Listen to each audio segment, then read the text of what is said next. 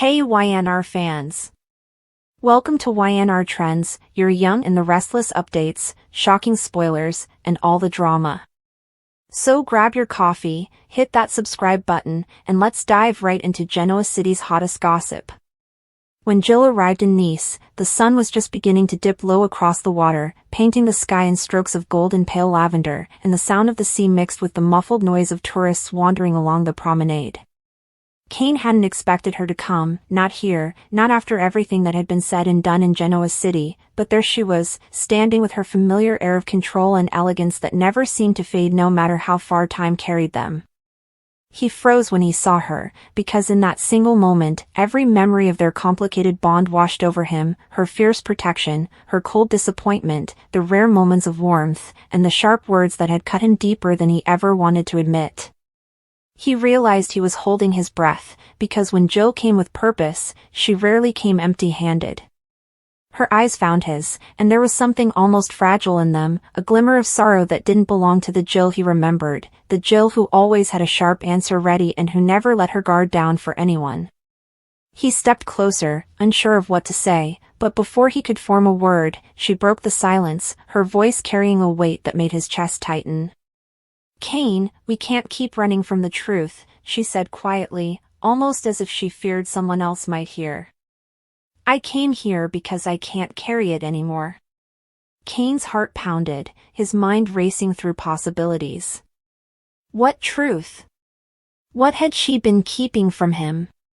He knew Jill's life was a vault of secrets, some buried so deep that even she might wish she'd never uncovered them, but the look in her eyes told him this was different. He nodded slowly, gesturing toward the quiet terrace of the villa where he'd been staying. The two of them sat down, the Mediterranean breeze brushing against them, and for a moment neither spoke, the silence between them stretching into something almost unbearable. Finally, Jill drew in a deep breath, her hands trembling slightly as she placed them on the table. "There are 5 things you need to know," she said, her voice unsteady. 5 things that I should have told you years ago, but I was too afraid, too proud, too caught up in protecting everyone else. But these secrets, they've haunted me, Kane. And if I don't tell you now, I don't think I'll ever forgive myself." The words felt like thunder crashing inside his head. 5 secrets. Not 1, not 2, but 5. Kane leaned forward, every nerve in his body on edge. "Why now?" he asked, his voice rougher than he intended. "Why come all the way here, why now, when everything is already falling apart?" Jill's eyes filled with tears. She tried to blink away, but she didn't back down. "Because if I don't, you'll keep living a lie. And I can't watch you do that anymore." Her voice cracked, and Kane had never heard her sound so broken, so raw. The first secret came tumbling out before he could prepare himself. Jill admitted that years ago, when Kane was still struggling to find his place in Genoa City, she had discovered something about his past, something connected to his supposed family ties, the ones he had clung to so desperately. She revealed that she had proof, hidden away, that the story he'd been told about his lineage had been twisted, manipulated, and perhaps even fabricated to protect him from someone dangerous. Kane felt the ground shift beneath him, his chest tightening as though the air had been sucked away. He'd spent years questioning who he really was, and now Jill was telling him she had known the whole time, choosing to keep it from him.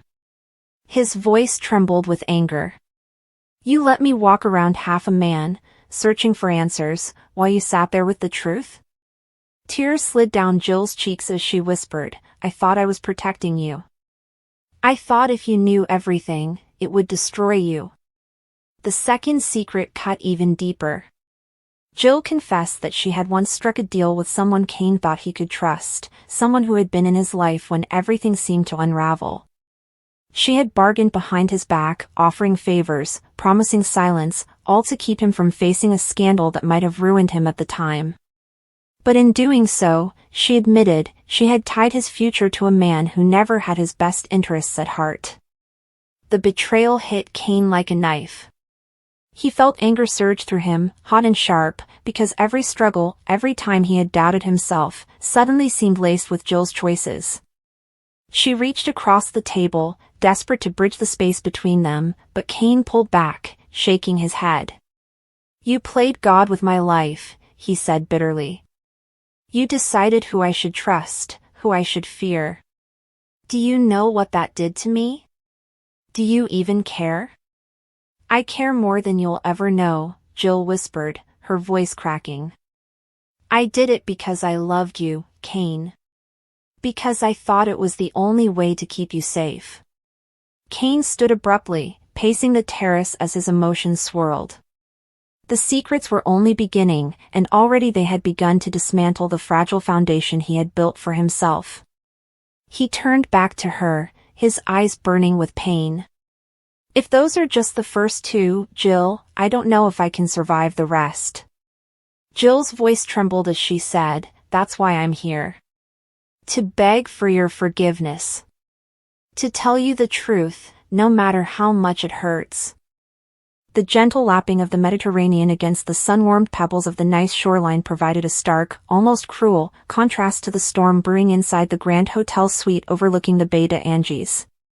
For Chance Chancellor, this impromptu summons to the French Riviera by his grandmother, Jill Abbott, had initially felt like a welcome respite from the simmering tensions and complex emotional entanglements back in Genoa City.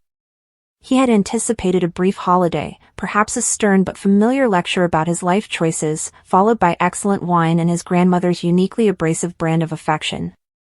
What he received, however, was something else entirely, a meticulously orchestrated confrontation that would unravel the very fabric of his recent past and threaten to dismantle his future. Jill's arrival in Nice was not a social call, it was an intervention of the most brutal kind, a calculated unveiling of truths designed to shock and terrify.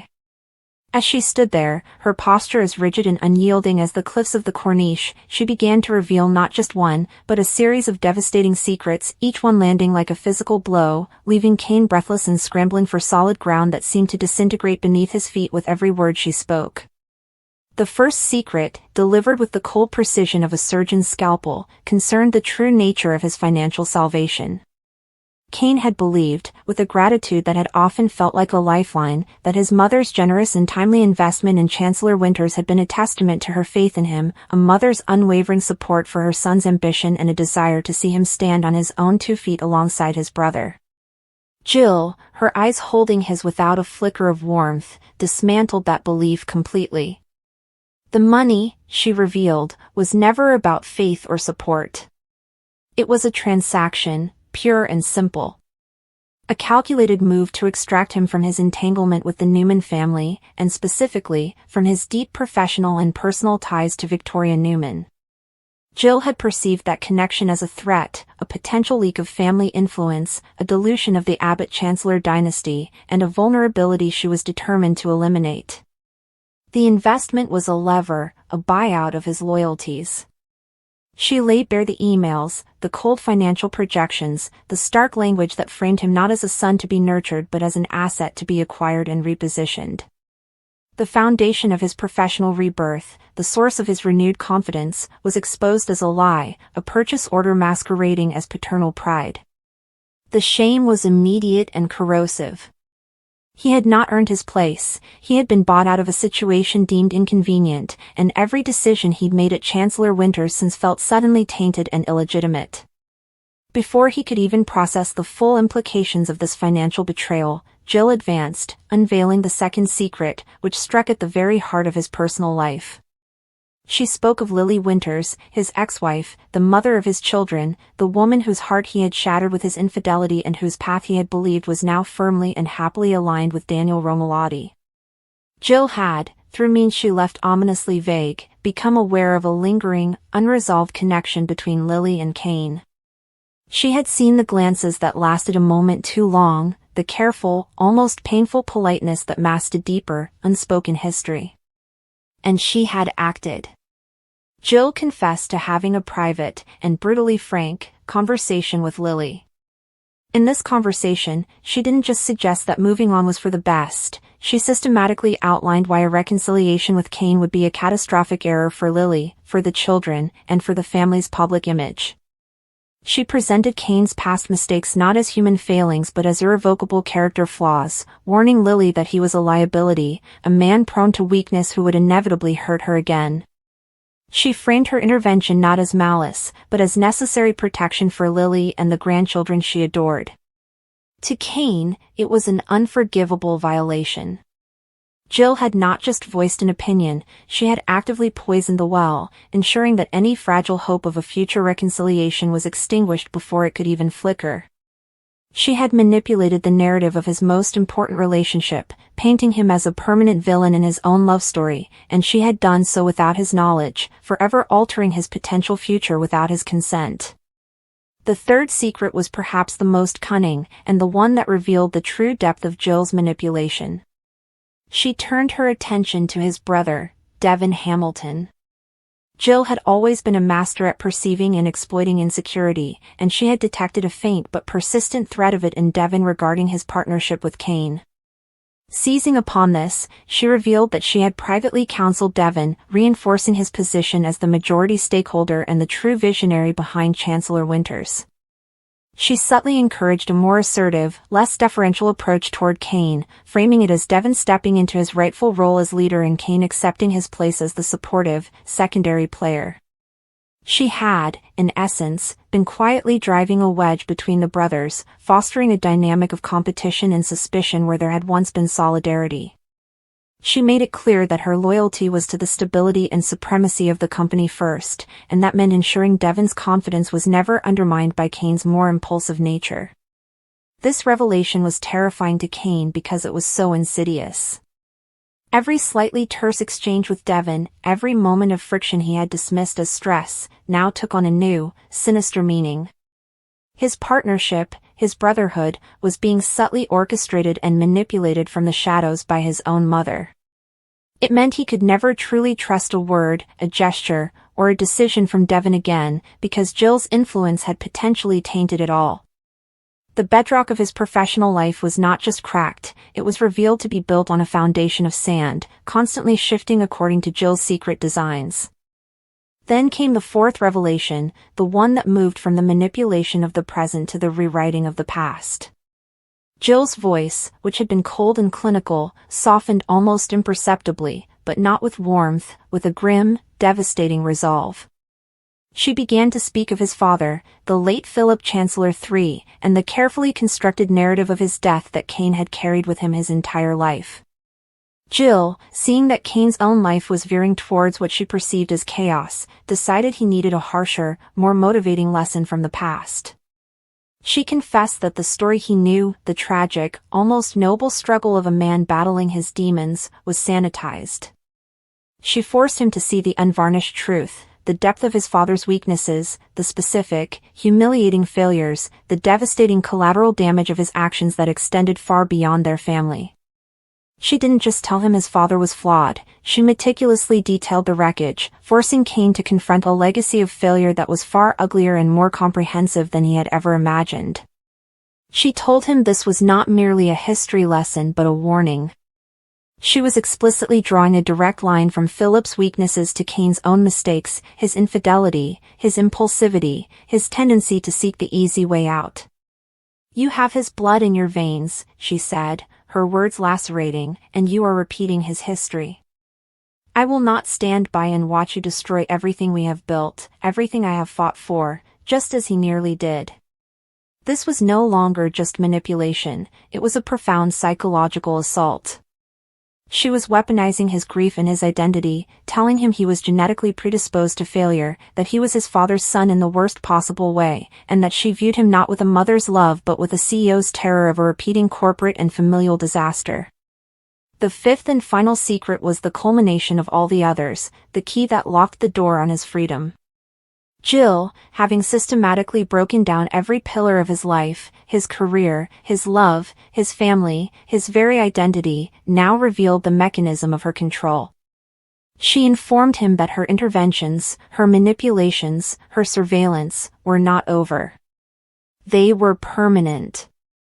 She had, through her vast network of contacts, resources, and influence, established a system of keeping tabs on him that was extensive and unrelenting.